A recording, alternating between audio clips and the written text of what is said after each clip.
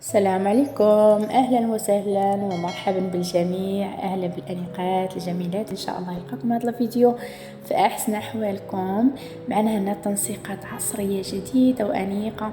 فإلا كنتي مهتمه بموضوع الموضه وبغيتي تعرفي على الجديد ديال الموضه، ما عليك الا تنضمي لهذه القناه وديري ابوني واشتراك، وهكا باش تعرفي كل جديد.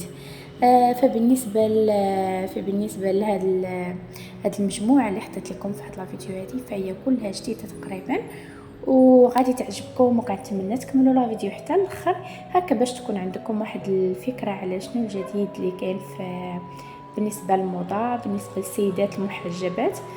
فكنتمنى يعجبكم لا فيديو. فهنا كما كتشوفوا معايا، معنا هنا واحد البيسه اللي هي انيقه وزوينه بالنسبه للسيدات المحجبات. شوفوا معايا هنا لا كولور اللي دارت معها في سبيبيط، والصاك اللي جا غزال ما شاء الله مع البيسه. وهنا كذلك شوفوا معايا اللوينات، يعني كاين واحد التناسق اللي هو رائع بالنسبه للالوان ديال اللباس. شوفوا معايا اللون الاخضر مع جاي مع اللون البني، رائع. كاين واحد التناسق اللي هو رائع جدا.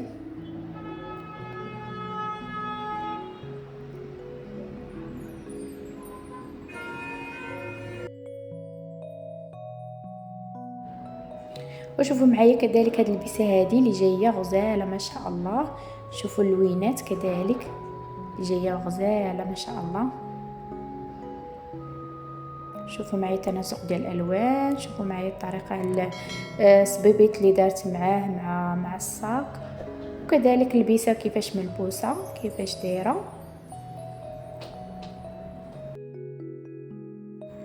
وشوفوا معايا كذلك هاد البسه هذه اللي جايه غزاله ما شاء الله. شوفوا معايا الطريقه ديال الخدمه ديالها كيفاش مخدومه، وشوفوا معايا اللون اللي دارت معاها في الفولار اللي جا غزال، وجا واحد التناسق ديال الالوان اللي هو غزال ما شاء الله.